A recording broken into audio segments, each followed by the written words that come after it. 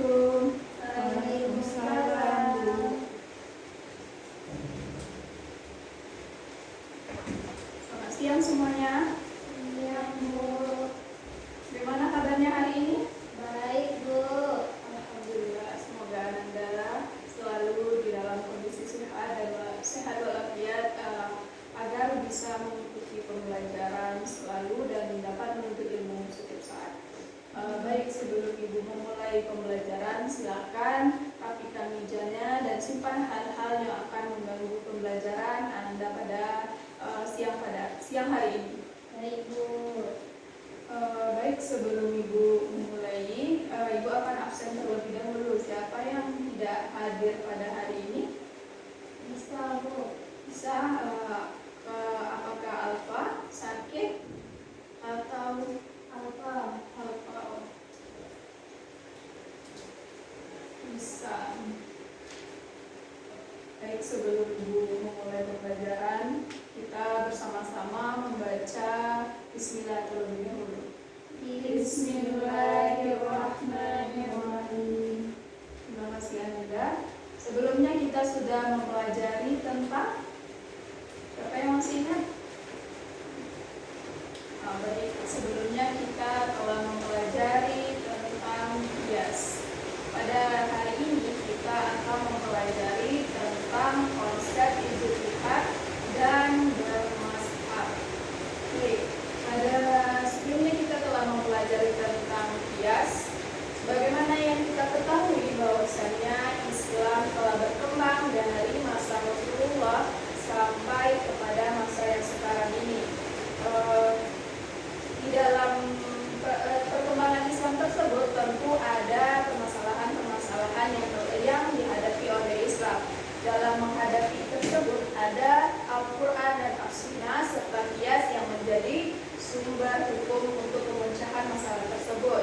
Dan ijtihad atau pembahasan kita pada hari ini yaitu ijtihad merupakan salah satu cara ataupun metodologi yang bisa diambil untuk menetapkan suatu hukum tersebut. Baik, sebelum Ibu masuk kepada konsep ijtihad dan mazhab ini, pada pembelajaran kita siang hari ini, adapun yang menjadi tujuan kita adalah yang pertama, apa itu pengertian ijtihad, yang kemudian Anda dapat memahami tentang mazhab dan mengenai hukum-hukum syariat Islam. Baik, kita masuk ke bagian yang pertama, yaitu pengertian ijtihad.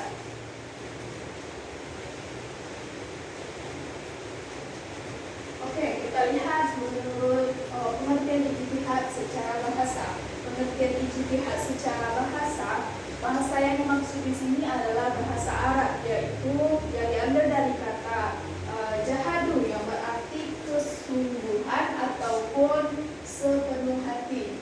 Kemudian secara istilah menurut Ibnu Subki yang menjelaskan bahwasannya ijtihad merupakan pergerakan kemampuan seseorang faqih untuk menghasilkan dugaan kuat tentang hukum syar'i, yang kemudian menurut Imam Al-Syaukani dalam kitabnya Irsyadul Al-Fuhadi yang berarti ijtihad menyerahkan kemampuan dalam memperoleh hukum syar'i yang bersifat amali melalui istinbat. Yang ketiga menurut Saifuddin Al-Amidi dalam bukunya Al-Hikam yang berarti dalam menjelaskan bahwasannya ijtihad adalah bentuk yang dirinya merasa tidak berbuat daripada itu. Dari penjelasan secara istilah dan bahasa tersebut dapat kita ambil pengertian apa sebenarnya itu ijtihad. Yang pertama yaitu ijtihad adalah pengerahan daya nalar secara maksimal. Yang kedua, usaha ijtihad dilakukan oleh orang yang telah mencapai derajat tertentu di bidang keilmuan yang disebut faqih. Yang ketiga yaitu hasil dari ijtihad adalah dugaan yang kuat tentang syara' yang bersifat amaliyah. Yang keempat yaitu usaha ijtihad melalui cara yang ditempuh ataupun dengan yang yang disebut dengan cara istinbat. Oke, kita masuk kepada dasar hukum ijtihad. Yang menjadi dasar hukum ijtihad itu adalah boleh atau bukan berarti harus. Namun jika dibutuhkan maka ijtihad itu diperlukan. Dan yang menjadi dasar dari hukum ijtihad ini adalah Quran An-Nisa ayat 59. Ananda Zahra, silakan bacakan ayatnya.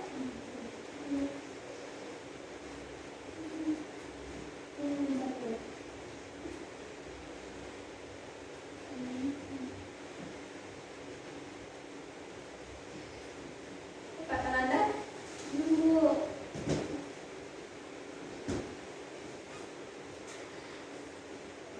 Bismillahirrahmanirrahim.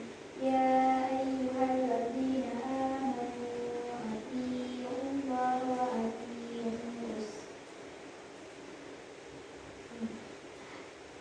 Ya ayyuhalladzina amanu atii'ullaha wa atii'ur rasula wa ulil amri minkum fa in tanaza'tum fi syai'in farudduhu ilallahi wa rasuli in kuntum tu'minuna billahi wal yawmil akhir dzalika khairu wa ahsanu ta'wila. Terima kasih Ananda. Sebagaimana yang telah dibacakan oleh Ananda Zahra tadi, surat An-Nisa ayat 59 ini yang berbunyi, Ya ayyuhallazina amanu atii'ullaha wa atii'ur rasuli wa ulil amri minkum. Berarti dalam surat An-Nisa ayat 59 ini yang jika kita lihat terjemahannya yaitu hai orang-orang yang beriman, taatilah Allah dan Rasul dan ulil amri di antara kamu. Maka dari ayat tersebut bisa kita pahami bahwasannya taatilah Allah dan Rasul serta ulil amri itu yang merupakan dasar hukum ijtihad yang membolehkan kita untuk berijtihad. Baik, kita lanjut mengenai hukum ijtihad. Yang sebelumnya tadi apa Ananda? Dasar hukum ijtihad. Yang sekarang kita akan masuk kepada hukum ijtihad. Hukum ijtihad ini terbagi menjadi 4. Di sini seharusnya ditulis A, B, C, dan D.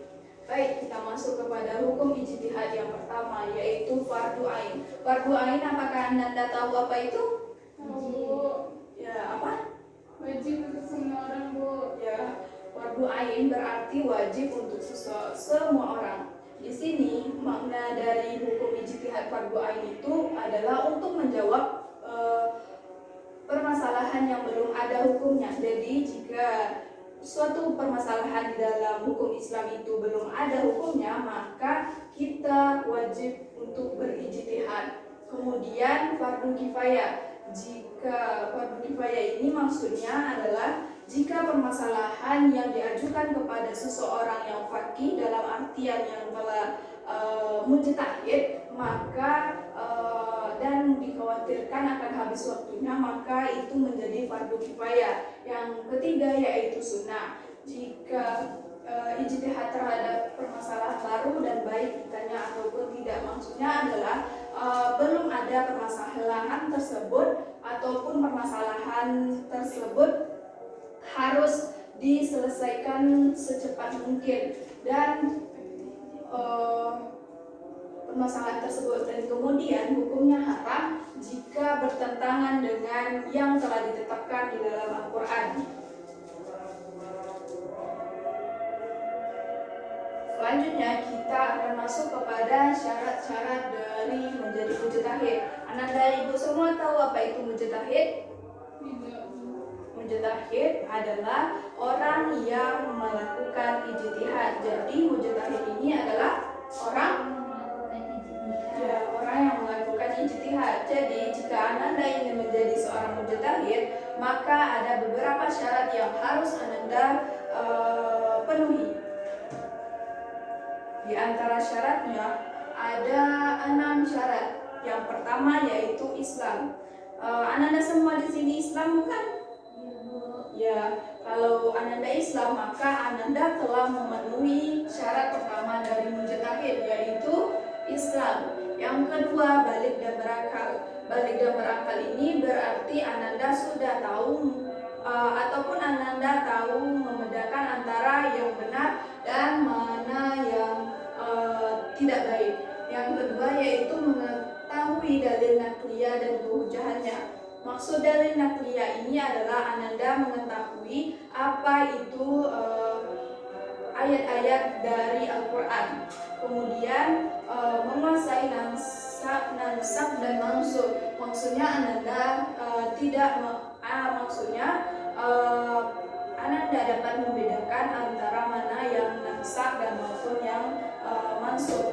Yang kelima yaitu menguasai bahasa Arab. Mengapa dalam menjadi seorang mujtahid seorang mujtahid itu harus menguasai bahasa Arab? Siapa yang tahu? Tidak, Bu. Di sini kenapa seorang mujtahid itu harus menguasai bahasa Arab? Karena Al-Quran dan As-Sunnah itu berbahasa Arab. Ya, karena Al-Quran dan As-Sunnah itu adalah sumber hukum dan ia berbahasa Arab, maka seorang mujtahid itu harus berbahasa Arab. Yang kemudian yaitu menguasai usul fikih. Dalam menjadikan seseorang untuk menjadi seorang mujtahid, maka ia harus memahami ilmu usul fikih.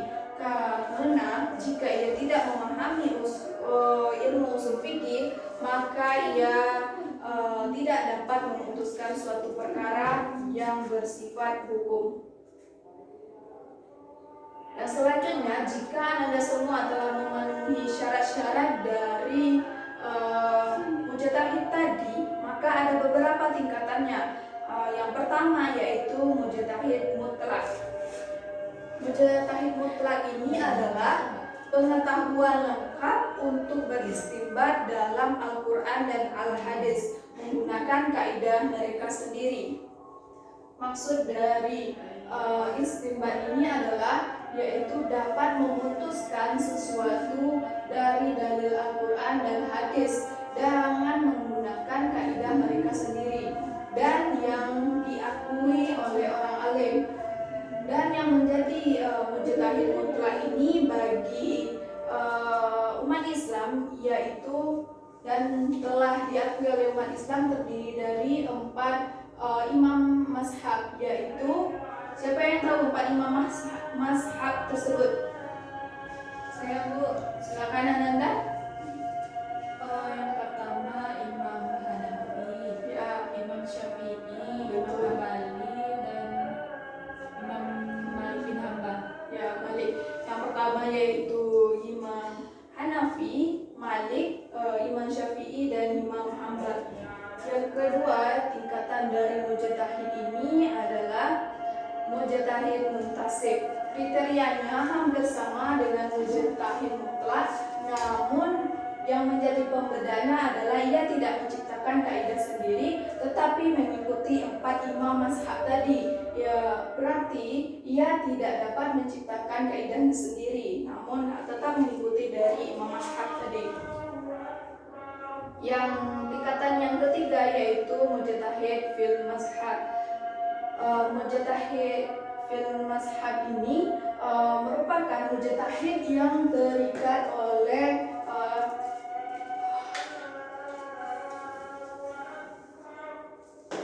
mujtahid fil mazhab ini merupakan mujtahid yang terikat oleh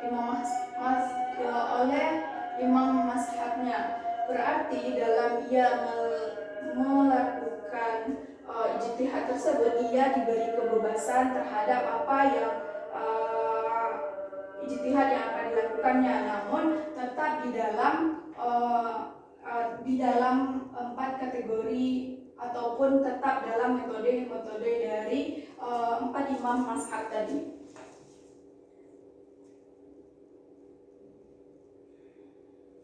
Yang selanjutnya yaitu mujtahid tarjih yang merupakan tingkatan keempat dari mujtahid, dari tingkatan mujtahid. Mujtahid tarjih ini merupakan mujtahid yang belum sampai derajatnya kepada mujtahid fil mazhab tadi. Yang kelima atau tingkatan mujtahid yang paling rendah yaitu mujtahid fatwa, di mana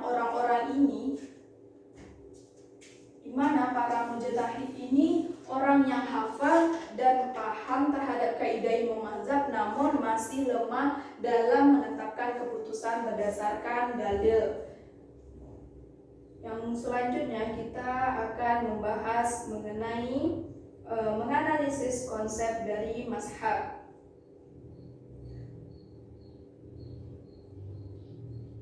Sebelumnya sudah Ibu singgung mengenai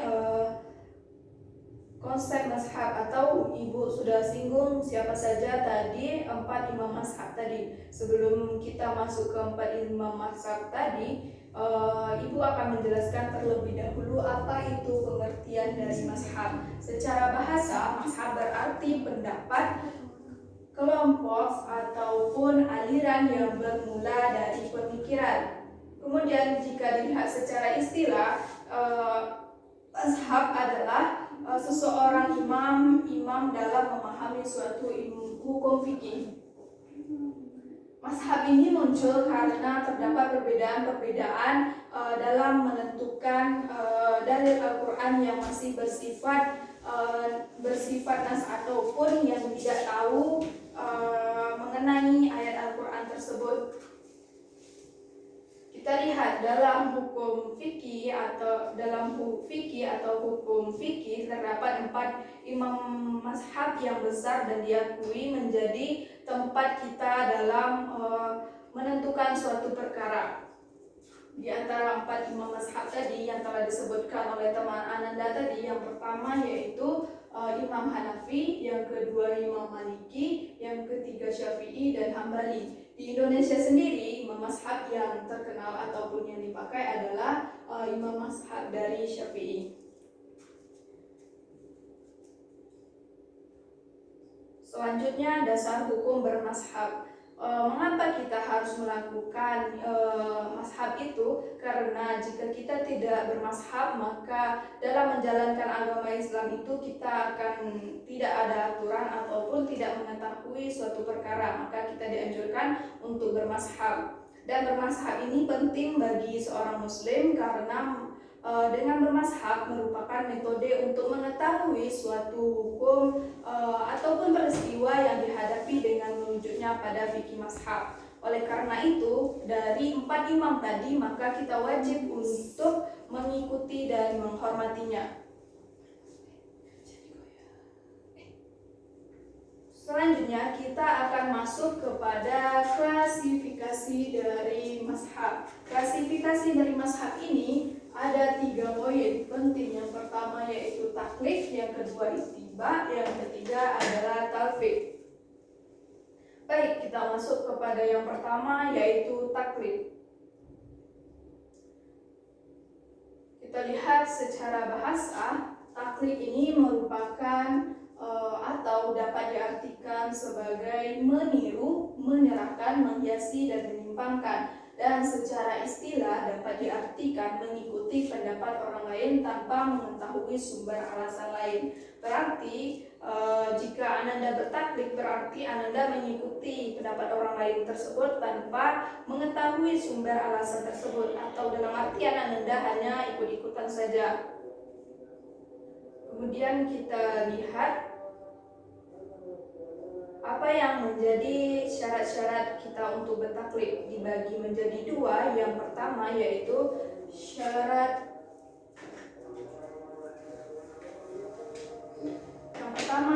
syarat orang yang taklid ataupun awam atau orang yang biasa yang tidak mengerti mengenai hukum syarat. Yang kedua yaitu orang yang memiliki kekurangan ataupun tunarungu. Maka dalam hal ini jika memenuhi 2 syarat tersebut, maka Anda boleh untuk bertaklid. Dan kemudian hukum taklid. dalam hukum taklid ini Ibu menuliskan ada 3. Namun sebenarnya hukum taklid ini ada 2, yaitu dibolehkan dan yang ketiga tidak dibolehkan. Beberapa dalil Al-Quran menjelaskan bahwasannya jika kita melakukan taklid itu dicela, dan yang kedua dibolehkan apabila tidak ada yang mengetahui hukum tersebut. Yang kedua yaitu klasifikasi dari bermazhab ini adalah ittiba. Jika dilihat secara bahasa, ittiba ini berarti mengikuti ataupun dan secara istilah menerima perkataan seseorang dan mengetahui dari dasar apa dia berpendapat. Berbeda dengan taklid tadi, bukan? Kalau ittiba berarti kita mengetahui dasar apa sebab seseorang itu melakukan suatu perkara. Nah, dan dengan ittihad kita tidak mengetahui kenapa seseorang itu melakukan atau memutuskan perkara. Kita lanjut ke poin selanjutnya, yaitu macam-macam dari ittiba. Macam-macam ittiba ini ada 2. Yang pertama ittiba kepada Allah, dan yang kedua ittiba selain kepada Allah dan Rasulnya. Maksudnya adalah yang selain kepada Allah dan Rasulnya ini adalah kepada alim ulama ataupun yang tahu terhadap perkara hukum fikih tersebut. Yang kemudian tujuan dari ittiba ini adalah untuk mengetahui secara baik tentang aturan dari agama dan peraturan-peraturan yang di dalamnya. Dan hukum ittiba ini adalah wajib ataupun suatu perbuatan yang utama. Kemudian kita masuk yang ketiga, yaitu talfik. Talfik berarti secara bahasa mempertemukan menjadi satu, dan secara istilah adalah beramal dalam satu masalah hukum yang terdiri dari beberapa gabungan mazhab ataupun lebih. Kita masuk kepada macam-macam dari talfik. Macam-macam dari talfik ini ada 2. Yang pertama, mengambil dari pendapat yang paling ringan di antara mazhab-mazhab yang di dalamnya terdapat masalah perbedaan yang berbeda. Kemudian mengambil pendapat yang paling ringan di antara mazhab dalam satu masalah. Kemudian kita akan membahas mengenai hukum talfik. Hukum talfik ini ada 2, yaitu yang pertama mengharamkan, yang kedua membolehkan. Mengapa diharamkan? Karena sebagian ulama menolak talfik untuk mencari kemudahan. Yang kedua yaitu membolehkan talfik karena dilakukan untuk memotivasi maslahat atau memotivasi masyarakat. Kemudian kita masuk kepada hukum syarak dan pembagian. Hukum syarak dan pembagian ini merupakan hukum yang telah disyariatkan oleh Allah Subhanahu wa taala dan Rasulnya. Dari Allah itu Al-Quran dan dari Rasul adalah sunnahnya. 2 pembagian dari hukum syarak ini yang akan kita bahas adalah Al-Hakim dan Al-Hukmu. Baik, kita masuk ke yang pertama, yaitu Al-Hakim. Al-Hakim berarti secara bahasa orang yang memutuskan hukum, dan sedangkan secara istilah memutuskan hukum pengadilan yang sama maknanya dengan qadhi. Maksud dari Al-Hakim ini adalah orang yang memutuskan hukum itu di sini adalah Allah Subhanahu wa taala. Bukankah Allah Subhanahu wa taala yang memutuskan segala sesuatu hukum terhadap kita? Dan dan begitupun dengan pendapat ulama usul fikih yang mengatakan bahwa sumber hukum dan pembuat hakiki itu datang dari Allah Subhanahu wa taala. Selanjutnya kita masuk kepada hal-hukmu. Hal-hukmu berarti menetapkan sesuatu terhadap sesuatu. Sedangkan secara istilah ataupun secara menurut ulama fikih berarti tuntutan yang berkaitan dengan perbuatan mukallaf, berarti perbuatan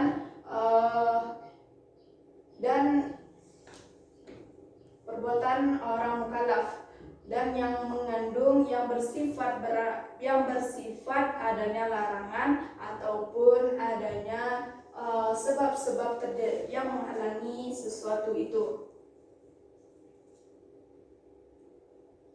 Kemudian hal umum ini dibagi menjadi dua hukum. Yang pertama taklafi, yang kedua yaitu wadi. Ya baik, Ibu ulangi lagi.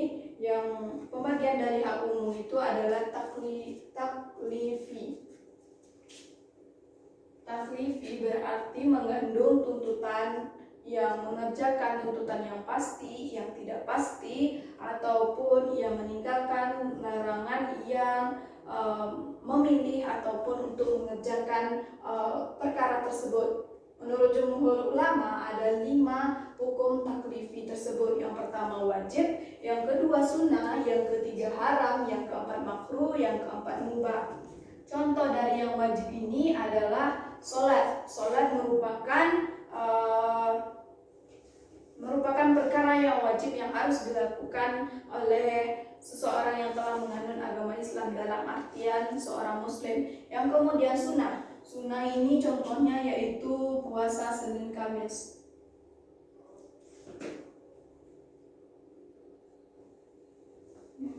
Dan yang menjadi haram adalah berzina. Sebagaimana yang telah dijelaskan dalam Al-Quran bahwasannya berzina itu haram untuk dilakukan. Dan yang keempat contoh dari makruh ini adalah memakan jengkol ataupun memakan pete. Yang kelima yaitu mubah.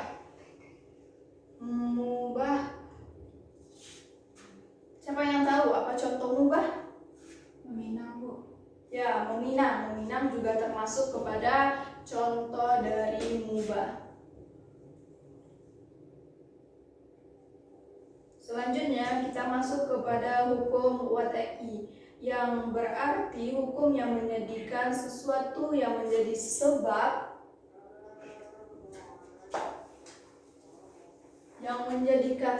syarak, mani maupun azimah, ruksah dan sah, serta yang menjadi batal bagi sesuatu. Pembagian hukumnya ada 5 juga. Yang pertama sebab ini yang bersifat zahir, tetap, dan yang menetapkan suatu hukum karena syariat mengaitkannya dengan sifat. Misalnya yang dijelaskan dalam Al-Quran mengenai sebab kita melaksanakan sholat zuhur karena matahari sudah berada di tengah-tengah.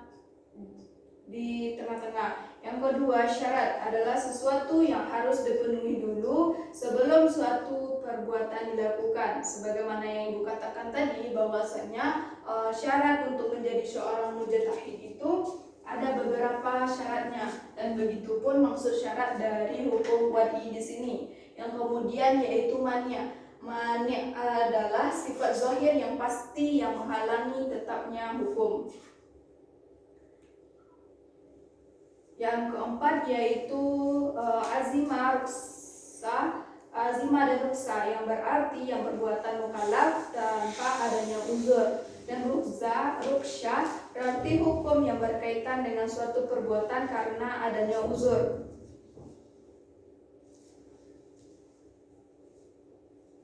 Baik, contohnya yaitu misalnya contoh dari ruksa adalah ketika seseorang yang akan melakukan sholat Jumat bagi laki-laki adalah wajib untuk dilaksanakan di masjid. Dan jika pada saat tersebut terjadi hujan badai yang tidak memungkinkan untuk keluar, maka boleh dilakukan di rumah saja. Maka hal tersebut merupakan salah satu contoh dari ruksha. Dan yang kemudian hukum dari wad'i ini adalah sah dan batal. Sah dan batal di sini adalah sesuatu yang dituntut oleh Allah dari para mukallaf berupa perbuatan apa yang ditetapkan dan yang berupa untuk mereka berupa syarat dan sebabnya. Ketika kita berwudu pasti ada hal-hal yang menyebabkan kita untuk batal wudhu. Salah satunya kentut, dan kentut adalah hal yang membatalkan dari wudhu, dan itu merupakan contoh dari sah dan batalnya. Cukup sekian materi dari Ibu pada siang hari ini. Sebelum Ibu tutup pembelajaran hari ini, sebelum Ibu tutup, Ibu akan mengevaluasi terlebih dahulu penjelasan yang telah Ibu jelaskan tadi. Ibu akan bertanya apa yang menjadi syarat atau yang harus dipenuhi oleh seorang mujtahid ketika ia ingin melakukan ijtihad. Siapa yang dapat? Menguasai bahasa Arab. Ya, menguasai bahasa Arab. Betul sekali. Dan yang lain, siapa yang tahu? Islam, Bu. Islam, iya, Islam. Materi yang telah Ibu sampaikan semoga Ananda dapat memahaminya. Di sini siapa yang dapat menyimpulkan pembelajaran kita pada hari ini? Saya, Bu. Silakan Ananda. Yang pertama yaitu mengenai ijtihad. Ijtihad itu merupakan suatu perbuatan sungguh-sungguh yang dilakukan oleh seseorang atau sekelompok orang untuk menetapkan atau menciptakan hukum syara yang dengan metode berdasarkan Al-Quran dan hadis. Yang selanjutnya yaitu mengenai hukum syara, yang mana yang tadi kita bahas ada dua, yaitu yang pertama mengenai al-hakim dan al-hukmu. Ya, terima kasih Ananda. Sebagaimana yang telah disampaikan Ananda tadi, bahwasannya ijtihad merupakan suatu metode yang dilakukan oleh beberapa orang untuk memutuskan suatu perkara. Dan untuk minggu depan silakan Ananda kembali mengulangi materi pada hari ini, dan karena minggu depan kita akan melakukan kuis untuk penambahan nilai bagi Ananda semua. Cukup sekian materi kita pada hari ini. Mari kita ucapkan bersama hamdalah. Alhamdulillah. Assalamualaikum warahmatullahi wabarakatuh. Waalaikumsalam warahmatullahi wabarakatuh.